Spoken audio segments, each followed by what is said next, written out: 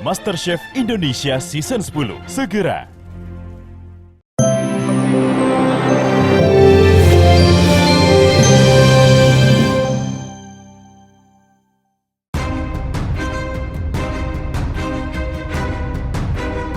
Pemirsa, jika sebelumnya Jessica Iskandar dan Vincent Verhaak mendatangi Mabes Polri untuk melaporkan oknum polisi atas dugaan tindak profesional dan arogansi, usai mobilnya disita, kemarin pihak Christopher Stefanus Budianto alias Steven mengajukan gugatan secara perdata terkait perbuatan melawan hukum yang diduga dilakukan Jedar ke Pengadilan Negeri Jakarta Selatan.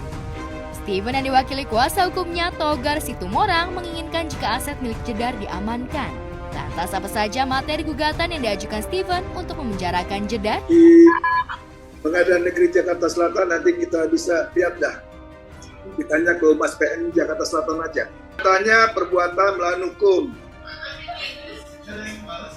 yang dilakukan oleh diduga bernama seseorang Jessica Iskandar dengan Vincent Franciscus Verhaak. Materinya nggak bisa kita paparkan di sini. Baik, kami jelaskan apa yang saudara sampaikan, bahwa hal tersebut sebagai yang ditanyakan, kami belum menerima pendaftaran gugatan atas nama yang bersangkutan. Sehingga karena belum ada pendaftaran, kami belum bisa menjawab apakah perkara ini sudah masuk atau belum masuk. Pihak Steven merasa dirugikan atas pernyataan Jedar di media yang terkesan menyudutkan Steven. Hal inilah yang membuat pihak Steven menginginkan adanya sita jaminan terhadap seluruh aset properti milik Jedar.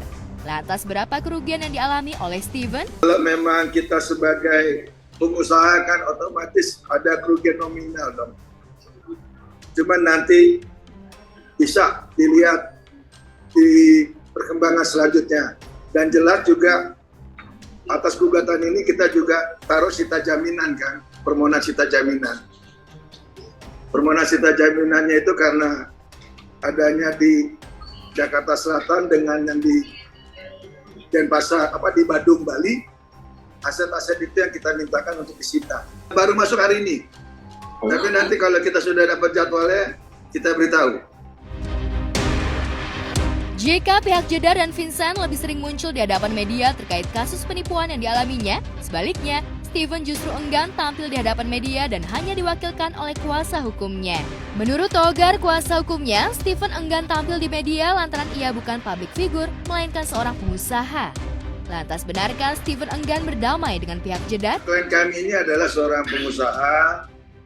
Dia tidak terbiasa dengan cahaya kamera ataupun berkata-kata depan publik, makanya sampai saat ini dia hanya mewakilkan kepada kuasa hukumnya aja. Damainya mau kayak gimana, bentuknya gimana, perjanjiannya gimana, kan gitu. Jangan cuma keluar di media doang mau damai, tapi nggak ada niat baiknya loh untuk diselesaikan secara kekeluargaan yang dia bilang ya.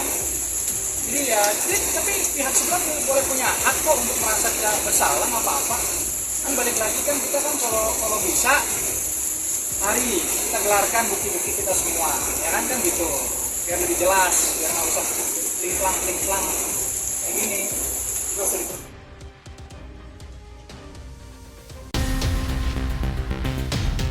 Sementara itu, di tengah menghadapi kasusnya dengan mantan manajernya, aktor dan presenter Denny Sumargo juga dibuat kesal oleh ulah oknum tak bertanggung jawab alias hacker. Pasalnya, akun YouTube-nya yang sudah memiliki jutaan subscriber diretas oleh hacker. Iya, perasaan gue sih sebenarnya gue sangat lebih ke sayang aja sih, karena di situ banyak memori, banyak video-video yang memorable, terus juga ada beberapa bintang tamu gue juga yang sudah berpulang, yang meninggalkan pesan di situ, ya kan? Lebih ke memorinya sih sebenarnya yang pasti sayang sih sebenarnya. Kalau uang kan pasti habis juga ya. Nah gue kan biasanya rata-rata bikin video di YouTube gue itu, gue suka sesuatu yang bersifat bisa ditonton kapan aja. Jadi biasanya gue ngobrolin masalah-masalah seperti itu. Dan gue berharap YouTube itu nanti kalau gue udah tua, tetap siapapun masih bisa nonton kan video-video yang ada di sana. Karena itu kan kayak rekaman data gitu, jejak data lah. Sayangnya kalau hilang kayak gini kan, ya udah harapan itu ya udah lepasin aja gitu. Tuhan kan udah tahu yang terbaik ya.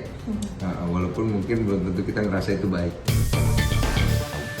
Denny memang baru mengetahui jika akun YouTube-nya dihack pada Sabtu lalu saat timnya tak bisa mengakses akun YouTube-nya. Tak hanya itu, akun YouTube Denny juga berubah nama.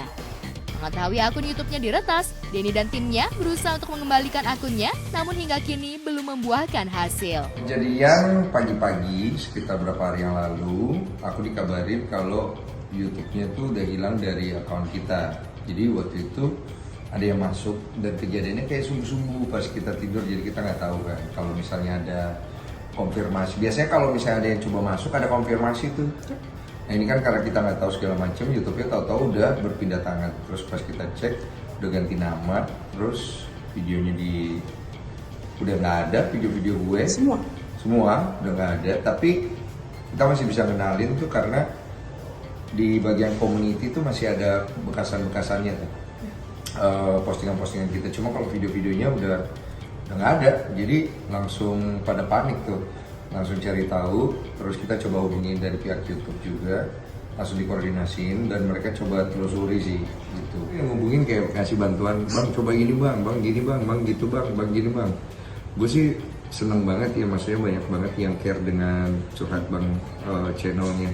Gue gak nyangka lah, maksudnya channel itu bisa banyak yang peduli gitu. Tapi gue sendiri juga pribadi gak pengen nyusahin orang sih, karena bentuk kepedulian mereka itu lebih dari cukup. Jadi biar gue selesai sendiri, makanya gue gak mau terlalu banyak bahas masalah YouTube gue hilang segala macam. Gak mau terlalu didramatisir kan, karena jatuhnya kurang bagus lah, kayak lebay-lebay gitu gak lah. Jadi gue gue selesai sendiri. Ya, akibat akunnya diretas hacker, Denny mengaku mengalami kerugian hingga miliaran. Tak hanya itu, jumlah subscribernya pun menurun drastis. Lantas benarkah pelaku yang meretas akun Denny Sumargo adalah orang asing? Benarkah Denny kini tengah melakukan investigasi untuk bisa segera mengembalikan akun miliknya? Gak tahu ya kalau kerugian kayak begitu ya. Katanya sih ada yang bilang miliar-miliar katanya. Tapi ya sudahlah, maksudnya gue gak ngitung juga deh berapa ya kerugian. Yang gue pikirin kalau sekarang ya dari pihak YouTube udah bantu ya udah cukup dulu sih, maksudnya tinggal nunggu gitu. Kalau emang nggak balik ya mau gimana, nanti baru dipikirin lagi. Vakum dulu ya dari per YouTubean channel sebentar ya, kalau sembari nunggu ya.